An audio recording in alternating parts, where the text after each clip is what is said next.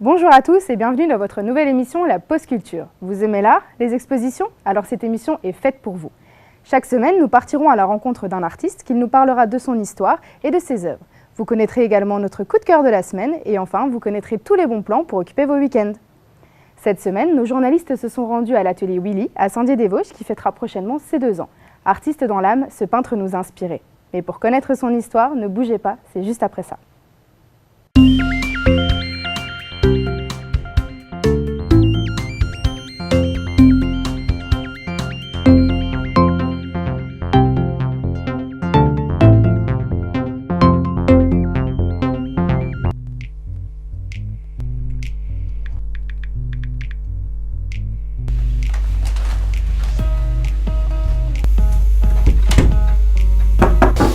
Attends 2 secondes, je me prépare.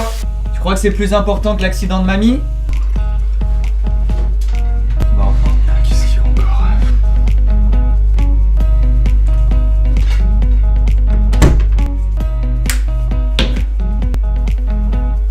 Valentin m'a dit que t'étais à l'hôpital, t'y es pas?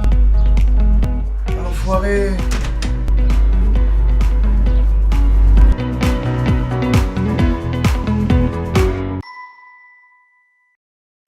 Merci d'être encore avec nous dans la Pause Culture. Je vous en parlais en début d'émission, notre équipe s'est rendue à Saint-Dié-des-Vosges à la rencontre de William Etienne et de son atelier de peinture. Voici tout de suite un reportage signé Fanny Kael et Eva Didier.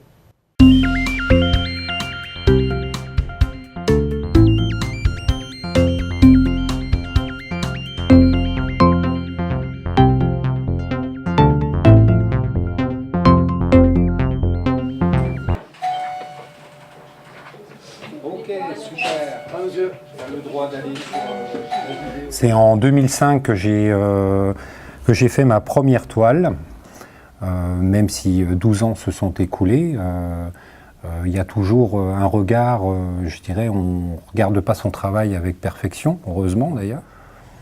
Donc finalement, tous les jours, j'apprends. Le fait d'avoir une facilité à la peinture ne t'oblige pas à rester figé sur ce que tu sais faire. Le but, c'est toujours de t'améliorer. Voilà, après, le transmettre aux autres, c'est encore une autre histoire, quoi. Ça, c'était un autre défi, finalement. Ah, il faut que ça tire un peu, comme ça. Tu donnes l'effet mouillé que quand tu veux affiner tes traits, tu vois, pour que ça glisse. Voilà. J'ai une chance inouïe avec les adhérents, c'est qu'ils ont la chance, eux, de pouvoir choisir ce qu'ils ont envie de peindre. Et finalement, ils me l'imposent.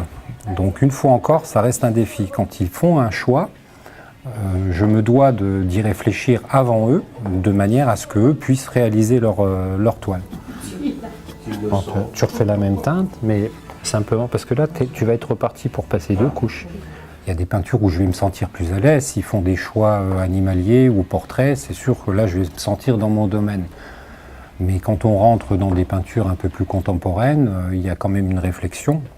Et puis eux, ils attendent aussi de ma part le lancement de la toile. Donc je me dois d'y réfléchir avant eux. Je me sens peut-être plus à l'aise aujourd'hui parce qu'aujourd'hui, la différence par rapport à avant, quand je peignais seul, c'est qu'aujourd'hui, je dois aller à l'essentiel.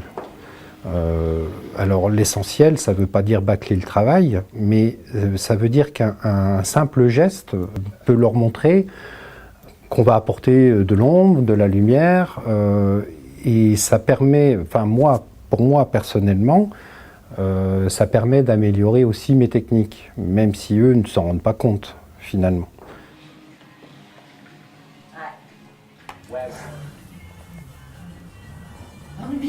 Donc moi je viens à l'atelier depuis le mois de juillet, il me semble. Et c'était un cadeau qu'on m'avait fait. Et voilà, et depuis je continue à me faire des cadeaux toute seule, quoi. Tellement ça m'a plu. Willy m'a donné confiance en moi pour la peinture, voilà. Donc même chez moi j'ai repris la peinture et tout ça.